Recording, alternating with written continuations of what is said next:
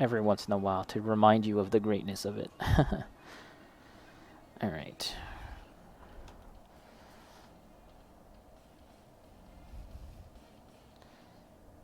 Draw this line.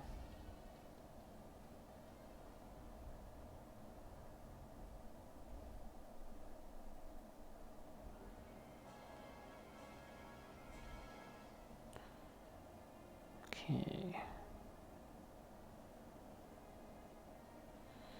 Yeah, my initial sort of feeling is that I want to go in heavier. I really want to get more of that contrast in and make it so that you can see these lines that I'm drawing, but at the same time, I have to fight that feeling because that's not what we want. We don't want that. Going for subtlety here, subtlety.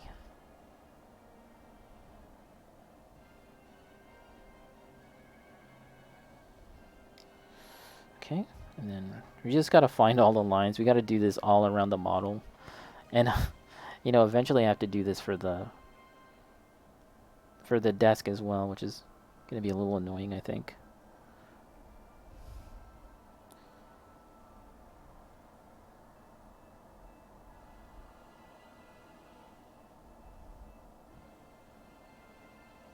And yeah, we can kind of go in and do a bit of shading too with the case, the pillowcase, to make it look a little more velvety. I think that'll be good.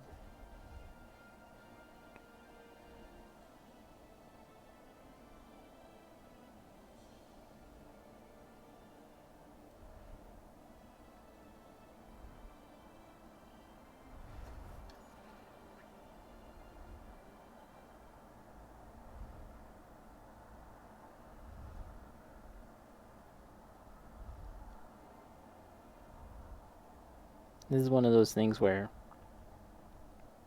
I'm not talking too much because I kind of have to concentrate a little bit. So sorry for that.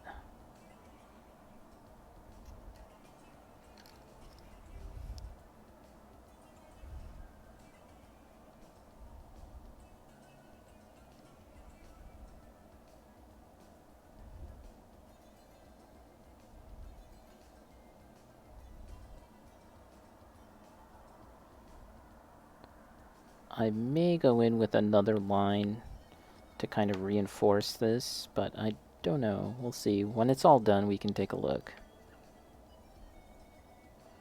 Yeah, we're just kind of dragging a line across. And it doesn't have to be straight, because, look at wood. The sort of grain of wood it's not a straight line, right? So no need to make it perfect. I like doing stuff like this. This doesn't have to look perfect.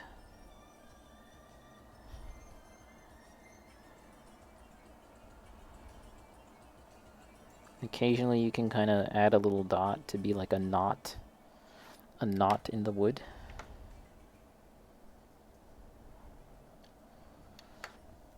And yeah, it's something where I feel like it might not even be super visible on camera, unfortunately, guys. So you just have to trust me that this looks like I'm doing something. I'm not just invisibly painting. Trust me.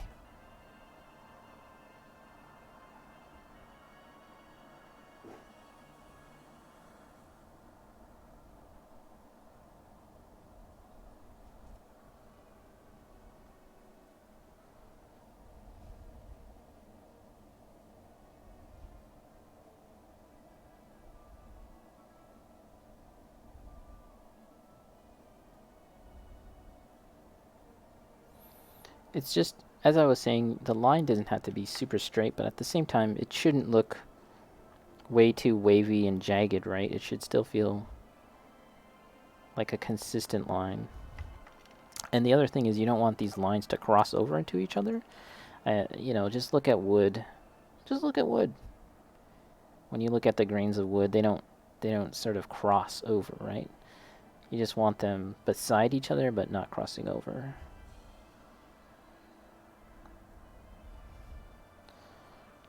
So actually, I think the back looks pretty nice now with the grain.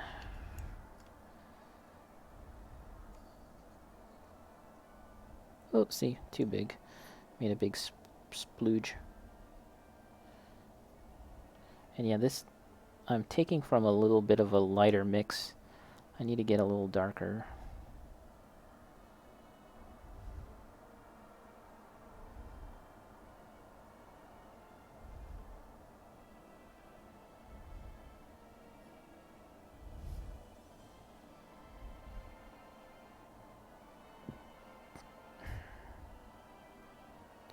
Okay, looking pretty good, I think. Okay, let's get a drink of water. Wait, do I have water? Ah, crap. It's far away from me. Iced tea, then. Whatever is within an arm's reach, I'm drinking. Except my my paint water. Pro tip, don't drink your paint water. Especially if you've been using toxic paint. That actually reminds me, though, I devised a strategy in college in order to stay up and work on projects, but also get a little bit of sleep. You know, there's been times back in college where it's like, shit, I need to finish this, but I am so freaking tired right now. I just need to close my eyes for 15 minutes, 20 minutes. But I know that if I do that, I'm going to just totally fall asleep, and that'll be bad, because nothing will get done.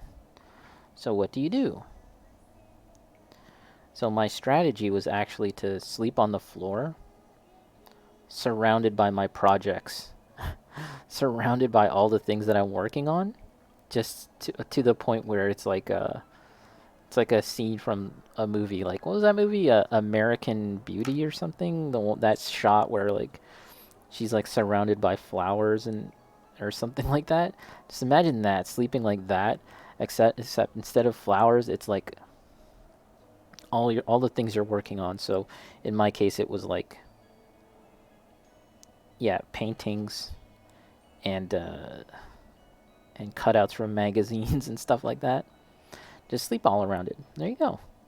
You'll be able to get some rest, but subconsciously, I think your body will realize that you can't be sleeping around all of this shit for too long, and it'll wake you up.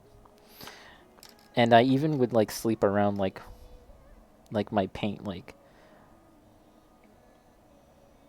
my my cups of paint, all of that stuff, just surrounding me, just in order to ensure that I wouldn't fully fall asleep. I mean, it worked, kind of.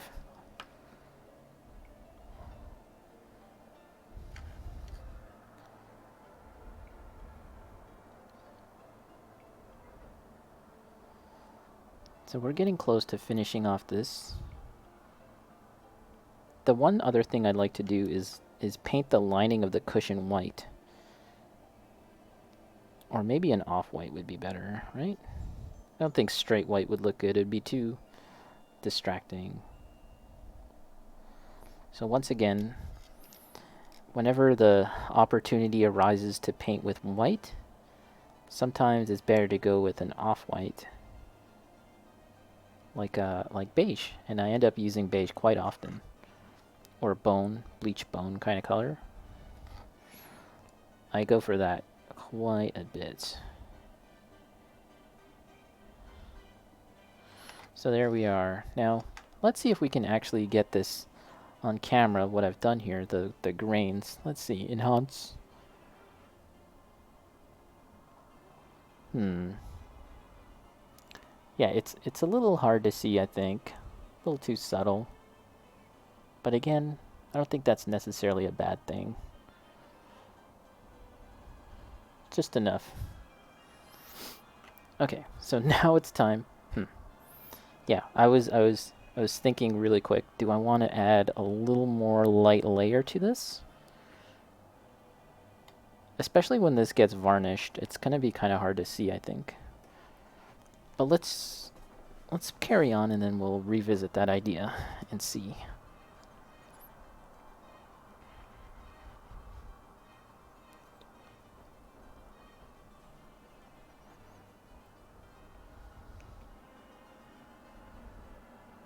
And actually going darker might be a good idea too. Like you can put a darker line beside the lighter line, and that helps kind of make it pronounced too. In fact, let's try that now. I do have some black paint.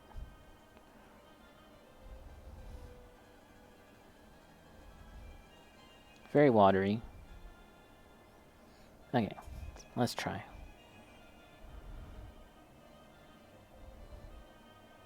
Using my smaller brush here. Ooh, too dark though. Yeah, it's a little too dark. Maybe if I mix some black with this dark brown.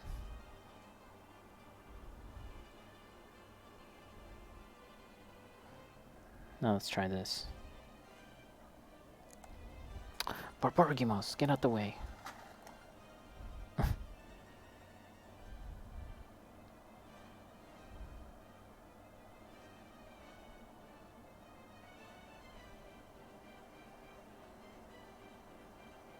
Yeah.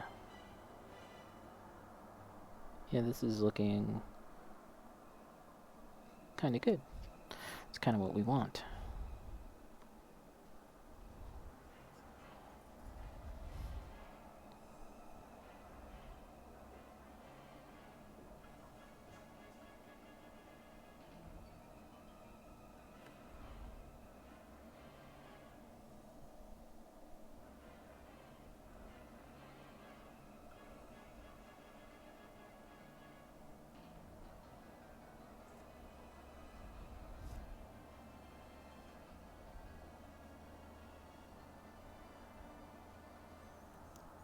Okay. I think that looks pretty good, but I'm feeling a little lazy and I don't want to apply this darker line everywhere, so let's set that aside. Let's move on from that, and we will paint the frills of the chair an off-white color.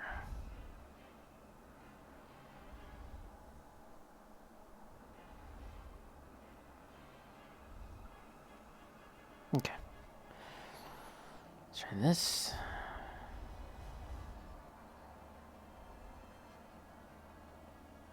It's a little watery. I'm gonna have to add a couple more layers. We can kind of mix a stronger, thicker kind of version of this. Just so that we're not painting multiple layers for this. I don't feel like it. Ideally, I'd like to spray this tonight, as long as there's some daylight. Spray the rest of Ritsuka's accessories and alternative parts. And then this chair, and then wow, we are pretty much done Ritsuka. Yahoo!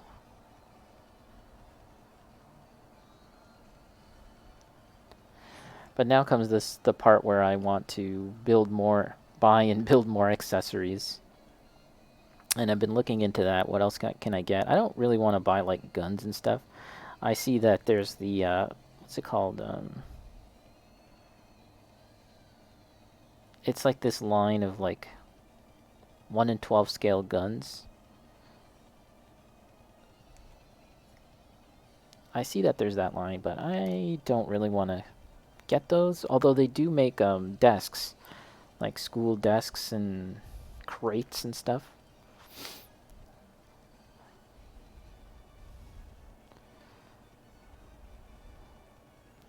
But yeah, I've seen pictures of online of people making like cool little living rooms with TVs and just like all these little details. I kind of want to make something like that. That's really fun. That looks really fun and cozy to me. I think I want to do that. So this is a little thicker now.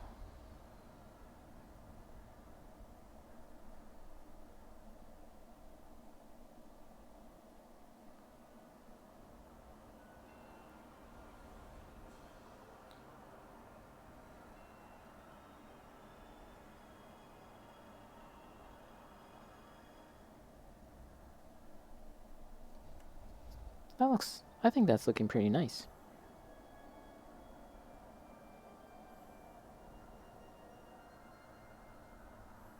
One thing I also want to work on is loosening up my grip. I tend to grip my brush too tightly, and even when I'm holding a pen or a pencil, I tend to really grip tightly. And that's really bad for working for extended periods of time. You know, you're just gonna get cramped. I'm trying to loosen up, you know, guys. Loosen up in life.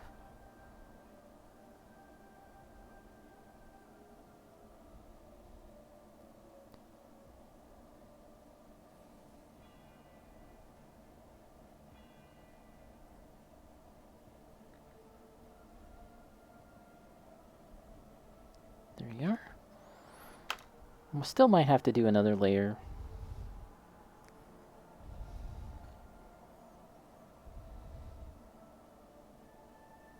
But you know, the about holding a pen and holding my brush, that comes from when I was a kid. And I just, I don't know, like my teachers tried to teach me how to like hold a pencil properly. And I just never really got used to it. And they were kind of mean about it. That's that's the other thing I didn't like.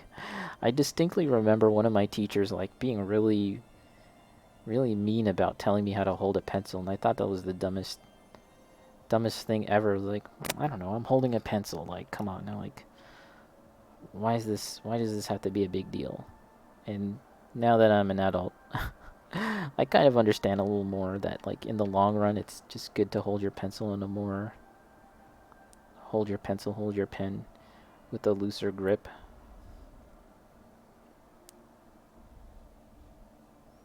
Yeah, that's something I gotta get used to.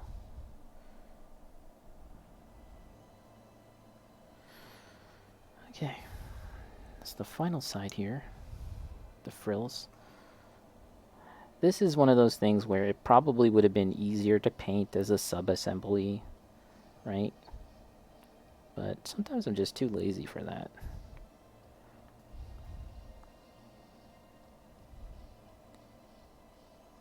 Too lazy. Can't be bothered.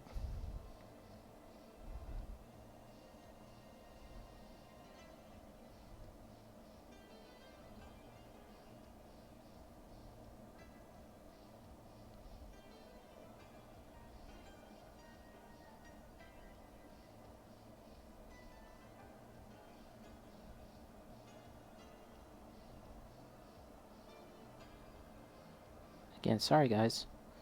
Not talking too much, but it's one of those things where I gotta concentrate a little bit if I want to get all these little parts looking sharp, I guess.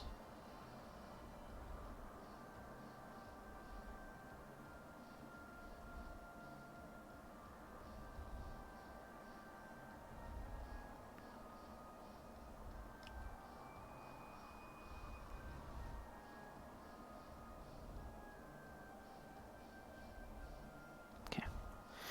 Whew. That was a lot of concentration there. And so now, there was a little part that I kind of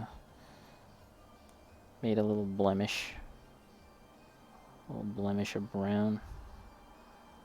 Trying to fix that up.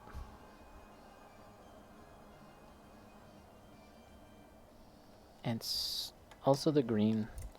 I think I need to kind of shade the green down a bit with some black. So we'll do that. And then we'll be close, guys. We'll be close to wrapping things up.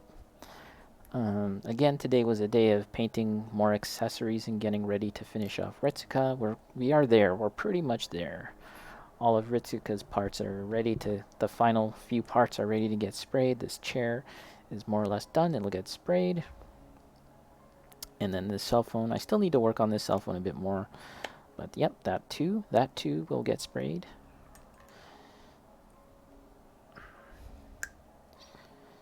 So another decent session in the office today, I think. At least.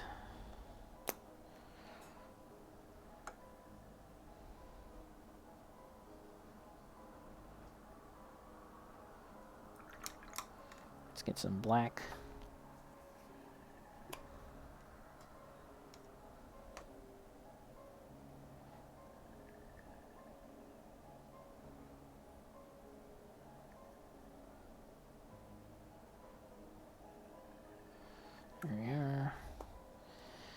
And we're going to mix this.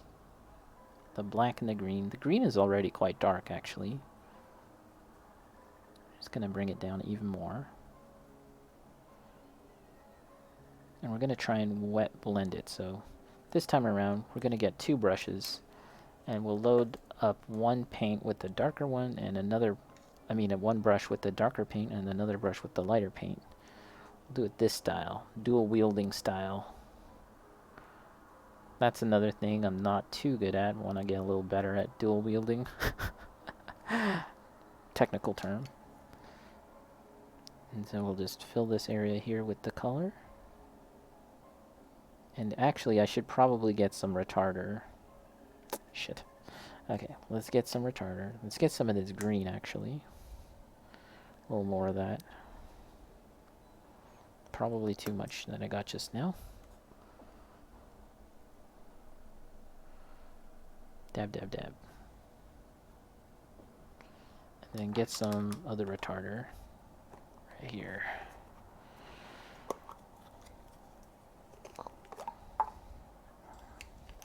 I'm trying to work a little quickly because my brush is already got some of the paint on there.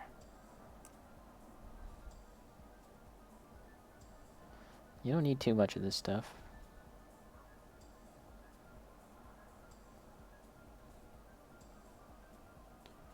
There you go. So this is the dark brush, and this is the light brush. Take the lighter color, which is still Dark Angel's green, and has a bit of the retarder on it now, so that we have extra time to work.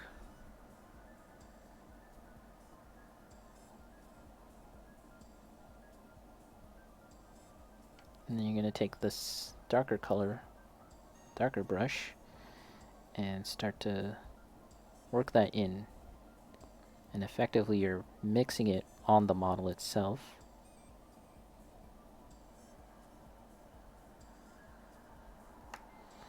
You can go back with this and kind of soften that out too.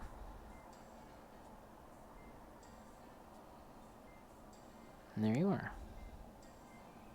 And then you can even go into it more and soften it out more with a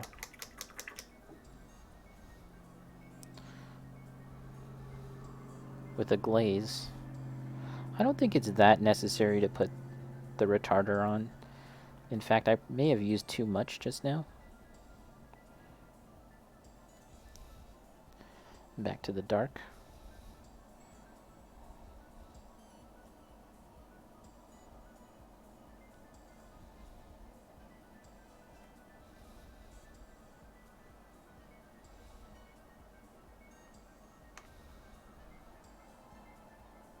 Getting paint all over my hands, which I try not to do for streaming purposes, so we can kind of be a little tidy.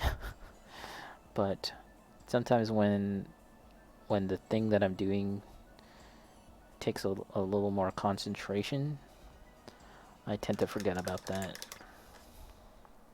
Just throw that out the window and just do whatever I need to do to get the result that I need. There you are. Okay. So here we are.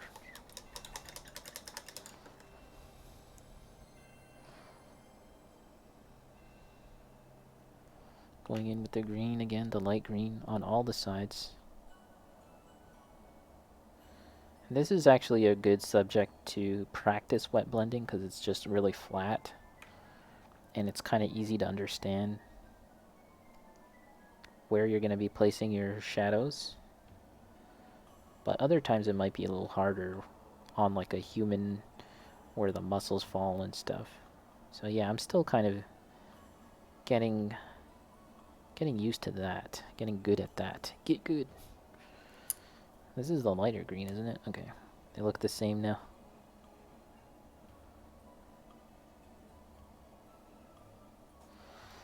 Here's the final side.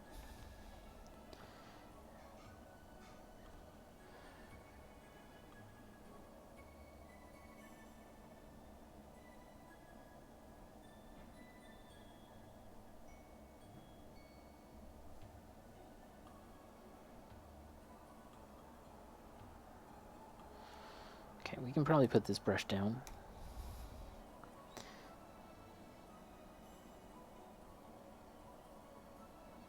Should get like a little brush rack thing.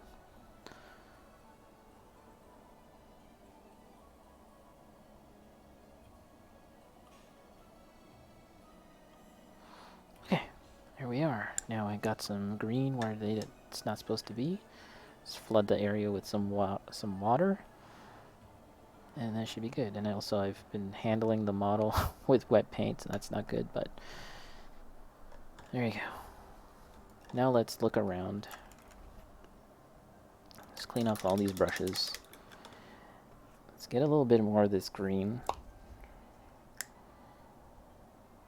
This goblin green color is just a really great color that I often use.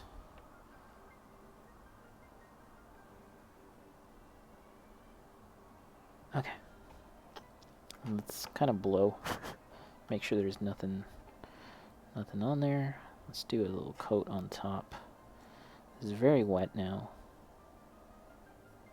And it's going to stay wet for a decent amount of time because of the retarder. You just have to be aware of that.